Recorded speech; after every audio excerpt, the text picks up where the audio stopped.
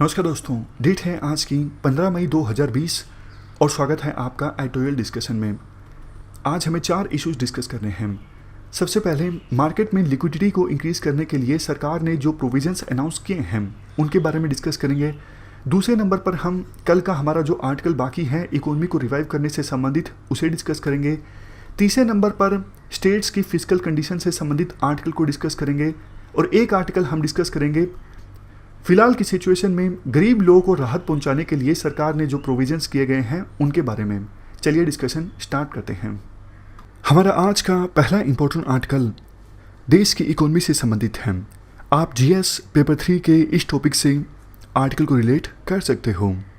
देखो, कोविड-19 की महामारी की वजह से ना सिर्फ इंडिया बल्कि दूसरे देशों की भी इकोनॉमिक सिचुएशन काफ़ी ख़राब हुई है।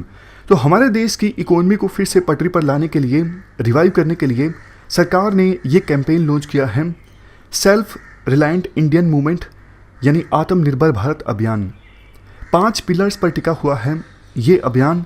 सबसे पहले इकोनॉमी, दूसरे नंबर पे इंफ्रास्ट्रक्चर, तीसरे नंबर पे सिस्टम, टेक्नोलॉजिकल सिस्टम की बात यहाँ पर की जाती है, चौथे नंबर पे वाइब्रेंट डेमोग्राफी और पाँचवें नंबर पे डिमांड।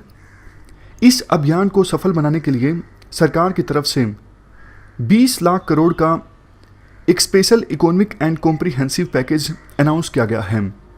20 लाख करोड़ हमारे देश की जीडीपी का ऑलमोस्ट 10% है। इस पैकेज के अंदर समाज के विभिन्न वर्गों को राहत पहुंचाने की कोशिश की जाएगी, जैसे cottage industry, MSMEs, labourers, middle class industries और दूसरे भी वर्ग। काफ़ी सारे रिफॉर्म्स हमारे देश की इकोनॉमी में लाए जाएंगे ताकि देश को सेल्फ रिलायंट बनाया जा सके, आत्मनिर्भर बनाया जा सके। हमारे जो लोकल प्रोडक्ट्स हैं उनको ग्लोबल पहचान दिलाने की कोशिश की जाएगी, उनमें वर्ल्ड क्लास क्वालिटी लाने की कोशिश की जाएगी। इससे पहले कि हम इस कैंपेन को और ज़्यादा डिटेल से डिस्कस करें, एक क्वेश्चन ये उठता है, क्या ये पैकेज पूरी तरह से नया है? इसका आंसर है नो। सरकार ने देखो 20 लाख करोड़ का ये जो पैकेज अनाउंस किया है, इसमें 1,70,000 करोड़ का वो पैकेज भी शामिल है जो सरकार ने कुछ दिनों पहले गरीबों को राहत पहुंचाने के लिए अनाउंस किया था। इसके अलावा आरबीआई के द्वारा मार्केट में लिक्विडिटी को इन्फ्यूज़ करने के लिए जो कदम उठाए गए हैं, जैसे रेपो रेट और रिवर्स रेपो रेट को कम करना, उससे जो मार्केट में लिक्विडिटी आएगी उसको भी सरकार ने अपने इस 20 लाख करोड़ के पैकेज में शामिल किया है। ये अपने आप में थोड़ा सा अनयूजुअल यानी असामान्य है, क्योंकि फॉर एग्जांपल यूएसए ने भी अपनी इकोनॉमी को रिवाइव करने के लिए $3 ट्रिलियन का पैकेज अनाउंस किया, लेकिन इसमें यूएसए के सेंट्रल बैंक ने जो मेजर्स अनाउंस किए उनको शामिल नहीं किया गया। तो ये काफ़ी बार ये क्वेश्चन पूछ लिया जाता है, क्या पैकेज पूरी तरह से नया है? आंसर है नो। अब पैकेज के बारे में डिटेल से बात करें, 2 दिन हो चुके हैं।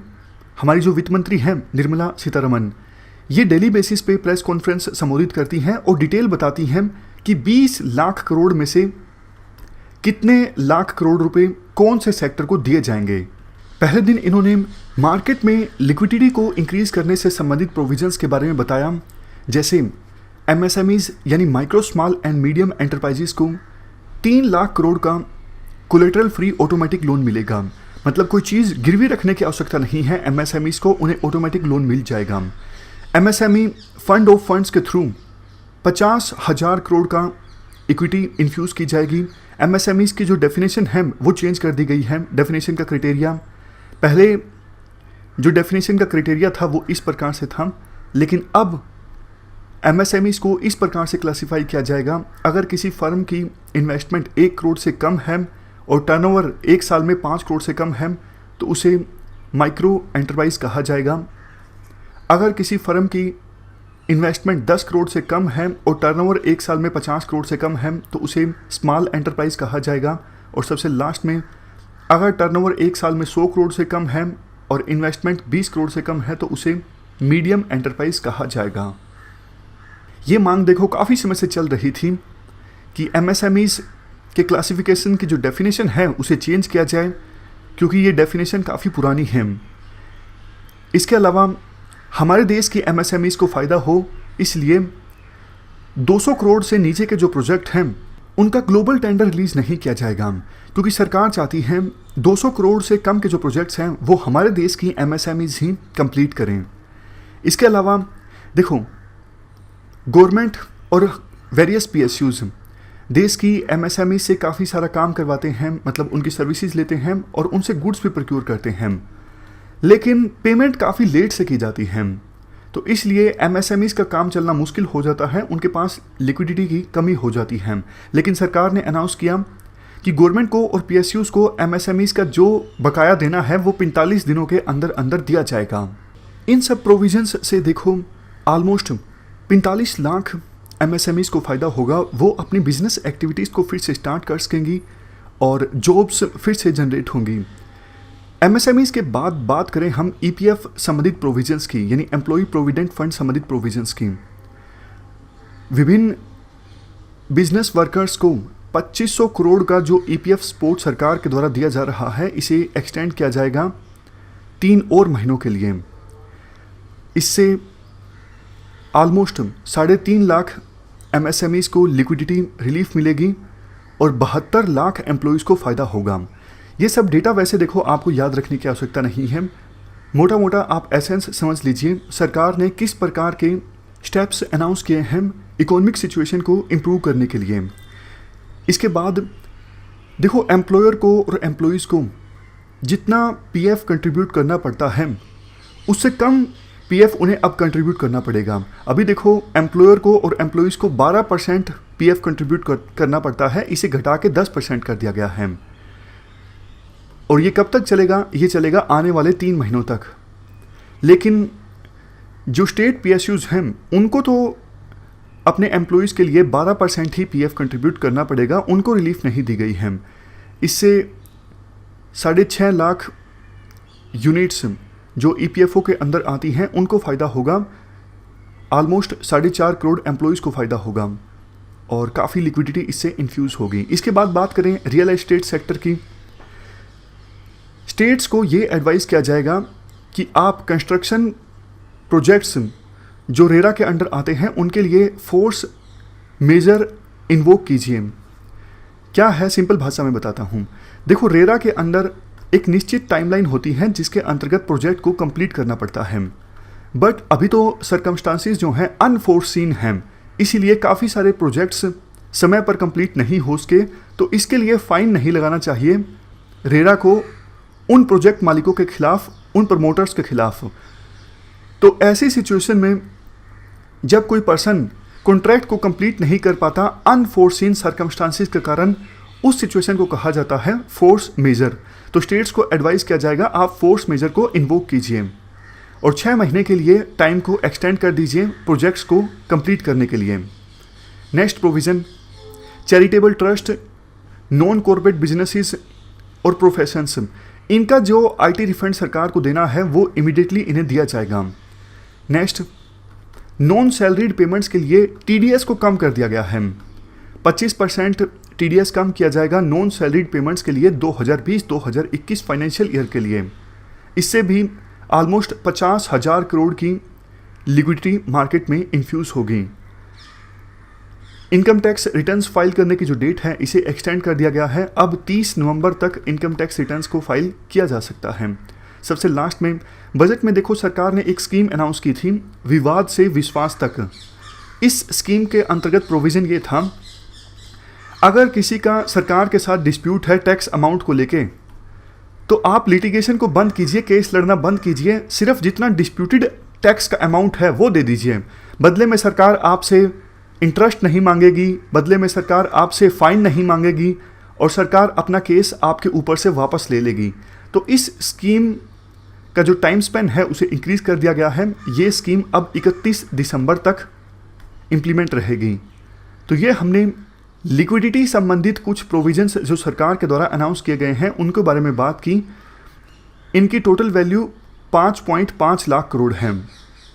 आर्टिकल में कहा जाता है, देखो, लिक्विडिटी को इंक्रीज़ करने के लिए सरकार ने जो ये प्रोविजंस अनाउंस किए हैं ये काफ़ी ज़्यादा इंप्रेसिव हैं, क्योंकि मांग ये चल रही थी कि एमएसएमईज़ के लिए कोई बेल आउट पैकेज अनाउंस किया जाए, मतलब सीधा सीधा पैसा दिया जाए एमएसएमईज़ को। सरकार ने ऐसा ना करके उन्हें 3 लाख करोड़ का कोलेटरल फ्री ऑटोमेटिक लोन देने की बात कही है। आमतौर पे होता क्या है, ऐसी सिचुएशन में जब इकोनॉमिक सिचुएशन काफ़ी ख़राब है तो प्रॉपर्टी के रेट काफ़ी ज़्यादा गिर जाते हैं। और एमएसएमईज लोन किस पे लेती हैं? प्रॉपर्टी पे ही लेती हैं ना, मतलब ज़्यादातर प्रॉपर्टी पे लेती हैं। तो प्रॉपर्टी के रेट गिर गए तो उनको ज़्यादा लोन नहीं मिल सकेगा, और बैंक भी काफ़ी ज़्यादा रिलेक्टेंट होते हैं एमएसएमईज को लोन देने में। तो सरकार ने सोवरेन क्रेडिट गारंटी दी है, मतलब सरकार ने बैंकों को बोला है आप एमएसएमईज को बिना कोलेटरल के, बिना कोई चीज़ गिरवी रखे लोन दीजिए, और अगर वो लोन नहीं चुका पाते हैं वापस तो हम आपको पैसा देंगे। समझ गए? तो ये काफ़ी अच्छी चीज़ है। लेकिन आर्टिकल में कुछ कंसर्न्स भी व्यक्त किए जाते हैं, जैसे सरकार को इंटरेस्ट रेट भी अनाउंस कर ही देने चाहिए थे, मतलब मैक्सिमम बैंकों के द्वारा एमएसएमई से लोन पे कितना इंटरेस्ट लिया जा सकता है, ताकि बैंक किसी प्रकार की मनमानी ना कर सकें। इसके अलावा जो ये स्कीम है इसको 31 अक्टूबर तक अनाउंस करने के बजाय फाइनेंशियल ईयर के ख़त्म होने तक अनाउंस कर देना चाहिए था। मतलब जो लिमिट रखी गई है इस स्कीम की वो कम है 31 अक्टूबर, इसे 31 मार्च तक अनाउंस कर देना चाहिए था। वैसे देखो अभी देश मानसून सीजन में एंटर करने वाला है, तो इकोनॉमिक एक्टिविटीज़ जो हैं वो वैसे भी डल होंगी। तो देखना ये होगा कि कितने बोरोअर्स को फ़ायदा मिल पाता है सरकार के इन प्रोविजंस से। तो ये हमने पूरा आर्टिकल डिस्कस किया कि किस प्रकार से लिक्विडिटी को इन्फ्यूज़ करके सरकार ने वेरियस इकोनॉमिक फर्म्स का जो मूड है उसे लिफ्ट करने की कोशिश की है। इसके बाद कल आर्टिकल आएगा, सरकार ने जो प्रोविजंस अनाउंस किए हैं फार्मर्स के लिए, माइग्रेंट लेबरर्स के लिए, उन्हें हम कल के आर्टिकल में डिस्कस करेंगे। चलते हैं आगे। नेक्स्ट आर्टिकल, गरीब लोगों को राहत पहुंचाने के लिए सरकार ने जो प्रोविजंस अनाउंस किए हैं उनसे संबंधित हैं। आप जीएस पेपर 2 के इस टॉपिक से आर्टिकल को रिलेट कर सकते हो। देखो, लॉकडाउन लगने के 50 दिनों बाद एक बात तो साफ हो गई है कि सरकार ने ये लॉकडाउन लगाया था कोविड-19 की महामारी से निपटने के लिए, लेकिन 50 दिनों का ये लॉकडाउन एक बहुत बड़े मेजर इकोनॉमिक क्राइसिस में कन्वर्ट हो चुका है। किस प्रकार से माइग्रेंट वर्कर्स शहरों को छोड़ के अपने नेटिव स्टेट्स की तरफ जा रही हैं, इतनी मुश्किल जर्नी तय करके सरकार ने देखो बेसिक प्रोविजंस किए हैं, जैसे ट्रेनें चलाई हैं, लेकिन वो नाकाफ़ी हैं। करोड़ों माइग्रेंट वर्कर्स अभी दूसरी सिटीज़ में हैं और सरकार ने 50-60 ट्रेन्स चलाई हैं। तो इन ट्रेन्स की सहायता से ये क्राइसिस नहीं एड्रेस होने वाले हैं। सरकार को कुछ और करना चाहिए था। देखो हुआ क्या, शुरुआत में विभिन्न सरकारों ने ये बोला कि माइग्रेंट वर्कर्स को उनके नेटिव प्लेसेस में नहीं जाने दिया जाएगा, क्योंकि इससे डर है कि महामारी कहीं रूरल एरियाज़ में ना फैल जाए। बट विभिन्न सरकारों ने इफेक्टिवली कुछ नहीं किया। मतलब ना तो उन्होंने माइग्रेंट वर्कर्स को रोका शहरों में। माइग्रेंट वर्कर्स शहरों में इसलिए रुकते ना, उन्हें ये लगता कि हाँ इकोनॉमिक एक्टिविटीज़ फिर से स्टार्ट होंगी और काम हमें मिलेगा। माइग्रेंट वर्कर्स शहरों में इसलिए रुकते अगर उन्हें ये लगता कि खाने की सरकार कोई दिक्कत नहीं आने देगी, हम यहाँ पर हमें इनफ खाना मिलेगा। बट सरकार ये कॉन्फिडेंस नहीं जगा पाई माइग्रेंट वर्कर्स में। उन्हें सरकार पर भरोसा नहीं है कि काम फिर से स्टार्ट होगा या फिर सरकार हमें खाना प्रोवाइड करेगी। तो ऐसी सिचुएशन में वो अपने गांव की तरफ, अपने जहाँ से जिस नेटिव स्टेट से वो संबंध रखते हैं वहाँ जाने लगे। अब जाने लगे तो सरकार कम से कम कुछ फैसिलिटीज प्रोवाइड कर देती, जैसे इनफ ट्रेन्स चला दी जाती या फिर कुछ ट्रांसपोर्ट की व्यवस्था कर दी जाती। लेकिन सरकार ने ये भी नहीं किया। मतलब दोनों सिचुएशन में सरकार ने अपने हाथ पीछे खींच लिए। अब माइग्रेंट वर्कर्स जा भी रहे हैं, रुक भी नहीं रहे हैं, सरकार उन्हें रोक भी नहीं रही है और सरकार उनके लिए ट्रांसपोर्ट की व्यवस्था भी नहीं कर रही है। या तो आप जाने ना दो, अगर वो जा रहे हैं तो कम से कम फैसिलिटीज करो।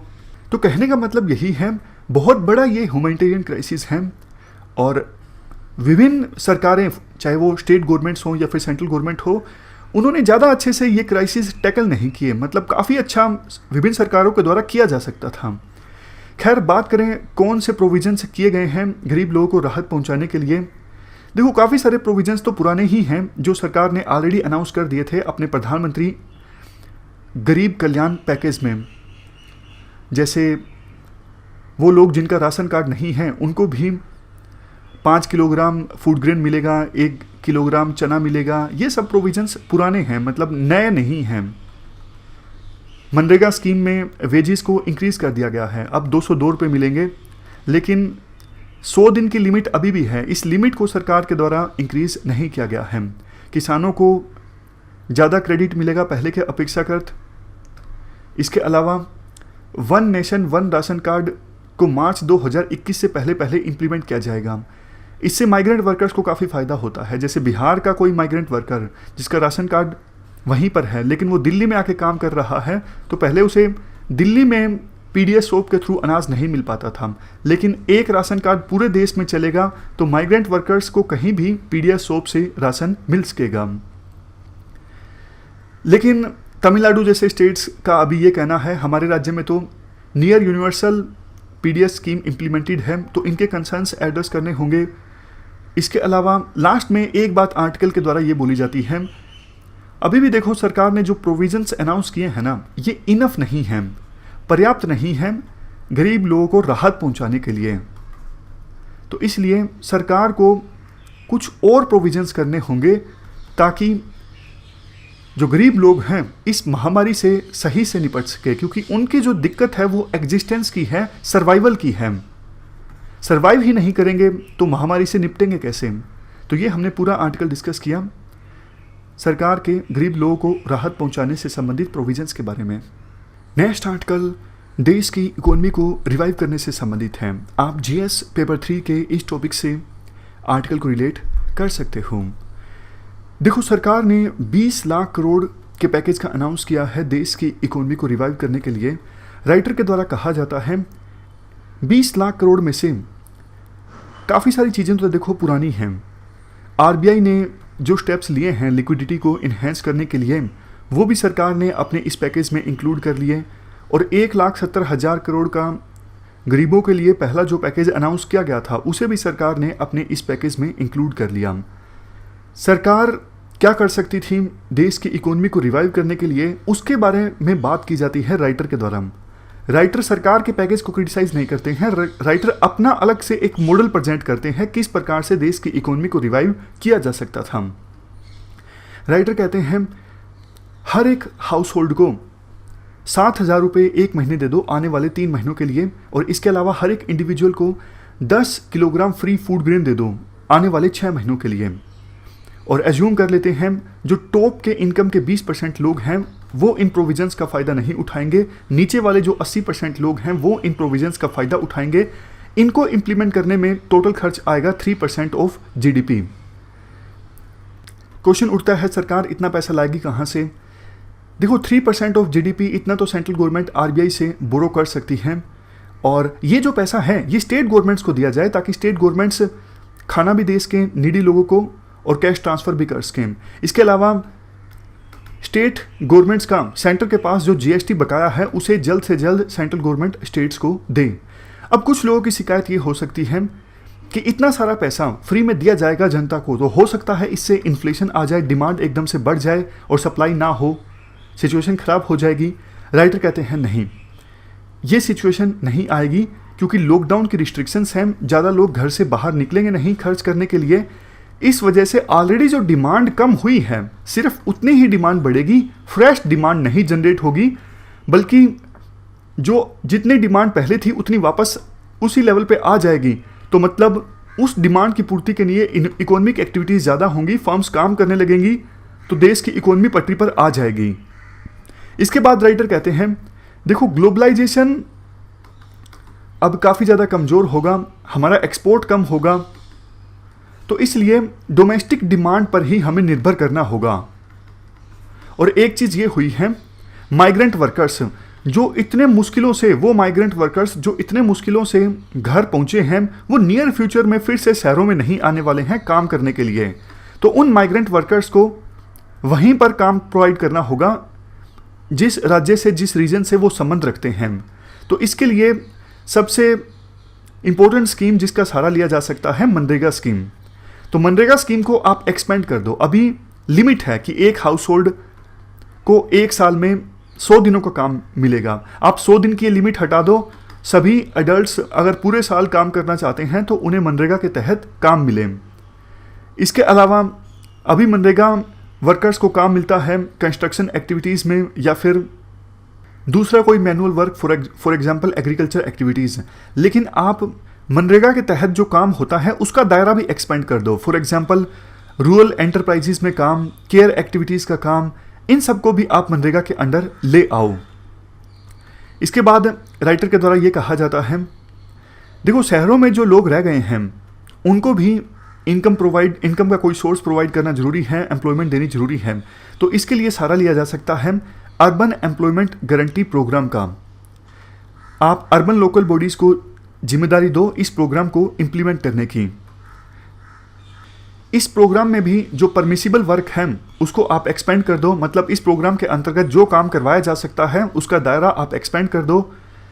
केयर वर्क जैसे ओल्ड, डिसेबल्ड एंड बीमार लोगों के लिए केयर करना, एजुकेशनल एक्टिविटीज़, स्लम्स में पब्लिक सर्विसेज, इन सब एक्टिविटीज़ को भी आप शामिल करो इस अर्बन एम्प्लॉयमेंट गारंटी प्रोग्राम में। राइटर के अनुसार ये प्रोविजंस ऐसे हैं जो इम्प्लीमेंट किए जा सकते हैं, क्योंकि देखो फूड हमारे देश में अच्छा खासा फिलहाल के समय में मौजूद है। आपको याद होगा हमने आर्टिकल्स में डिस्कस किया था कि एफसीआई के पास इमरजेंसी सिचुएशन से निपटने के लिए जितना फूड होना चाहिए उससे 3 गुना ज़्यादा फूड अभी फ़िलहाल मौजूद है। और रबी की फसल भी इस बार अच्छी खासी हुई है, तो फूड की चिंता नहीं है। बात इन सभी स्कीम्स को एक्सपेंड करने की, जैसे मनरेगा स्कीम और दूसरी अर्बन एम्प्लॉयमेंट गारंटी स्कीम, इस पे जो खर्च आएगा उसके लिए देखो शॉर्ट टर्म के लिए तो सरकार आरबीआई को बोल सकती है पैसा प्रिंट करने के लिए, लेकिन लॉन्ग टर्म के लिए रेवेन्यू सोर्सेज को मोबिलाइज करना होगा। जैसे वेल्थ टैक्स को आप 2% लगा सकते हो, अभी वेल्थ टैक्स लगता नहीं लेकिन 2% वेल्थ टैक्स आप फिर से लगा सकते हो टॉप 1% पॉपुलेशन पे। इसके अलावा 33% इनहेरिटेंस टैक्स भी आप लगा सकते हो, तो इससे सरकार को काफ़ी पैसा प्राप्त होगा।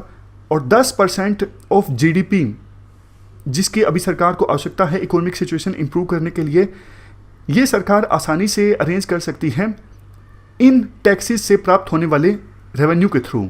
वैसे देखो ये तो लंबे चलने वाली डिबेट है। जो लेफ्ट विंग के इकोनॉमिस्ट हैं वो इस प्रकार से ये बातें बोलते हैं कि आप अमीर लोगों पर जो टैक्स है उसे इंक्रीज़ कर दीजिए और जो रेवेन्यू आपको हासिल हो उससे आप गरीब लोगों को सीधा सीधा राहत पहुंचाओ। लेकिन दूसरी तरफ जो राइट विंग के इकोनॉमिस्ट हैं वो ये बोलते हैं आप इस प्रकार से अगर टैक्स को इंक्रीज़ करोगे तो देश में इन्वेस्टमेंट नहीं आएगी, जो इन्वेस्टमेंट ऑलरेडी हमारे देश में है वो भी देश को छोड़कर दूसरे देशों में चली जाएगी, और इस प्रकार से टैक्स आप ज़्यादा लगाओगे तो इकोनॉमिक इनएफिशिएंसी आएगी। आप इकोनॉमिक एक्टिविटीज़ को रिवाइव कीजिए अच्छे से, इसका फ़ायदा गरीब लोगों को भी होगा क्योंकि फ़ायदा जो है वो ट्रिकल डाउन होगा। ये बातें राइट विंग इकोनॉमिस्ट के द्वारा बोली जाती हैं। द हिंदू में आपको इसी टाइप के व्यूज़ देखने को मिलेंगे। इससे पहले भी हमने काफ़ी सारे आर्टिकल्स डिस्कस किए तो उनमें भी जो व्यूज़ थे इसी थीम के इर्द गिर्द थे।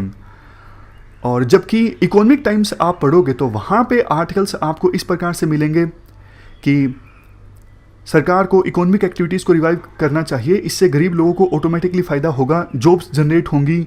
टैक्स इंक्रीज़ करने के खिलाफ ही व्यूज़ प्रेजेंट करते हैं ऑलमोस्ट सभी राइटर्स इकोनॉमिक टाइम्स में, क्योंकि ये बिजनेसेस के अगेंस्ट होगा, इन्वेस्टमेंट सेंटिमेंट्स के अगेंस्ट होगा। तो ये हमने आर्टिकल डिस्कस किया इकोनॉमी को रिवाइव करने से संबंधित। चलते हैं आगे। नेक्स्ट आर्टिकल स्टेट्स की फिजिकल कंडीशन के बारे में है। आप जीएस पेपर 3 के इस टॉपिक से आर्टिकल को रिलेट कर सकते हो। लॉकडाउन देखो अभी हमारे पूरे देश से हटा नहीं है, लेकिन बावजूद इसके विभिन्न स्टेट्स ने अलाउ कर दिया कि जो लीकर शॉप्स हैं यानी शराब की दुकानें हैं वो खुल सकती हैं। इसका काफ़ी ज़्यादा क्रिटिसिज्म भी हुआ। एक सर्वे कंडक्ट किया गया था जिसमें 89% लोगों ने कहा कि शराब की दुकानें ओपन नहीं होनी चाहिए थी। तो फिर क्वेश्चन ये उठता है कि आखिरकार स्टेट्स शराब की दुकानें ओपन करने के लिए क्यों डेस्परेट हैं? इसका आंसर है रेवेन्यू सोर्स। देखो जब हमारे देश में जीएसटी नहीं आया था तो विभिन्न राज्य सरकारों के पास ज़्यादा आज़ादी थी रेवेन्यू रेज करने की। वो गुड्स एंड सर्विसेज पर सेल्स टैक्स को इंक्रीज़ कर सकते थे, लेकिन जब से जीएसटी आया है तो गुड्स एंड सर्विसेज पर सेल्स टैक्स को इंक्रीज नहीं किया जा सकता राज्य सरकारों के द्वारा, क्योंकि अभी तो एक ही टैक्स लगता है, वो है जीएसटी। अब देखो स्टेट गवर्नमेंट्स को रेवेन्यू कौन से सोर्सेज से प्राप्त हो सकता है जीएसटी के अलावा? Petroleum products, alcohol, lottery tickets, electricity, land, vehicle registration. बाकी तो एक्टिविटीज़ लॉकडाउन के कारण ठप हैं, तो एक ही रास्ता बचता था स्टेट गवर्नमेंट्स के पास, वो है अल्कोहल। तो काफ़ी सारे लोगों की जो शराब पीने की आदत है उसको एक्सप्लॉइट करके विभिन्न स्टेट गवर्नमेंट्स अभी रेवेन्यू जुटा रही हैं, जो कि अपने आप में गलत है। लेकिन इसके लिए कहीं ना कहीं राइटर के अनुसार जीएसटी दोषी है। जब देखो जीएसटी आना था तो सेंट्रल गवर्नमेंट के द्वारा ये बोला गया था जीएसटी अगर आएगा तो टैक्स रेवेन्यू इंक्रीज होगा, इकोनॉमिक एफिशिएंसी भी बढ़ेगी। स्टेट गवर्नमेंट्स को एश्योर करने के लिए सेंट्रल गवर्नमेंट ने जीएसटी एक्ट के अंदर ये प्रोविज़न रखा कि 5 सालों तक हर एक साल कम से कम मिनिमम टैक्स रेवेन्यू हर एक स्टेट गवर्नमेंट को मिले, ये सुनिश्चित किया जाएगा सेंट्रल गवर्नमेंट के द्वारा। इसके अलावा आपको जैसा पता है किसी स्टेट के अंदर जो भी एक्टिविटीज़ होती हैं उन पर जीएसटी लगता है, उस जीएसटी में शेयर होता है स्टेट गवर्नमेंट का। बट देखो दोनों प्रोविजंस पर सेंट्रल गवर्नमेंट ने स्टेट गवर्नमेंट्स को धोखा दे दिया। अभी काफ़ी सारा शेयर स्टेट गवर्नमेंट्स का सेंटर के पास बाकी है, लेकिन सेंट्रल गवर्नमेंट स्टेट गवर्नमेंट्स का शेयर नहीं दे रही है पिछले ऑलमोस्ट 4 महीनों से, क्योंकि सेंट्रल गवर्नमेंट का कहना है अभी हमारे पास पैसे नहीं हैं। दूसरा, जो ये बोला गया था सेंट्रल गवर्नमेंट के द्वारा कि हम आने वाले 5 सालों के लिए आपको हर एक साल मिनिमम टैक्स रेवेन्यू प्राप्त हो, ये सुनिश्चित करेंगे, इस प्रोविज़न को भी अभी महामारी की सिचुएशन में ठीक से इम्प्लीमेंट नहीं किया जा रहा है। मतलब दोनों प्रोविजंस पे स्टेट गवर्नमेंट्स को धोखा मिला है। अब उनके पास गुड्स एंड सर्विसेज पर सेल्स टैक्स को इंक्रीज करने की पावर नहीं है, इसीलिए मजबूरी में उनको शराब की दुकानें ओपन करनी पड़ रही हैं। देखो सेंट्रल गवर्नमेंट के पास तो प्रोविजंस होते हैं रेवेन्यू जुटाने के, जैसे आरबीआई से वो पैसा उधार ले सकती हैं, लेकिन स्टेट गवर्नमेंट्स के लिए एक लिमिट होती है। अगर उस लिमिट से ज़्यादा वो उधारी लेना चाहते हैं तो उन्हें सेंट्रल गवर्नमेंट की अनुमति लेनी पड़ती है कि सेंट्रल गवर्नमेंट बोरोइंग लिमिट को इंक्रीज कर दें। इसके अलावा देखो स्टेट गवर्नमेंट्स को पैसा महंगा मिलता है, क्योंकि रेवेन्यू सोर्सेज कम होते हैं स्टेट गवर्नमेंट के, इसलिए उन्हें लोन महंगा मिलता है। तो इसके लिए भी वो उन्हें सेंट्रल गवर्नमेंट के ऊपर डिपेंड होना पड़ता है कि वो लोन लेकर दें वैसे वेरियस सोर्सेज से। ये गलत है, क्योंकि जिस प्रकार से कोविड-19 की महामारी से निपटने के लिए डिसेंट्रलाइजेशन की आवश्यकता है, मतलब ग्राउंड लेवल पे डिसीजंस लेने की आवश्यकता है, उसी प्रकार से ग्रास रूट लेवल पे विभिन्न स्टेट गवर्नमेंट्स अपने रेवेन्यू को रेज कर सकें ताकि वो इस महामारी से अच्छे से निपट सकें। ऐसा प्रोविज़न हमें करने की आवश्यकता है। फिलहाल तो देखो स्टेट गवर्नमेंट्स पूरी तरह से सेंट्रल गवर्नमेंट के ऊपर डिपेंड हो गई हैं, ये उनके लिए अच्छा नहीं है। तो ये हमने पूरा आर्टिकल डिस्कस किया जीएसटी से संबंधित और स्टेट गवर्नमेंट्स की सेंट्रल गवर्नमेंट के ऊपर डिपेंडेंसी से संबंधित। तो ये थी हमारी आज की डिस्कशन। आज हमने 3 इश्यूज़ को डिस्कस किया। मेनली आज तीनों जो आर्टिकल्स थे वो इकोनॉमी से संबंधित थे। तो फिलहाल इस डिस्कशन में इतना ही है। Thank you very much for discussion.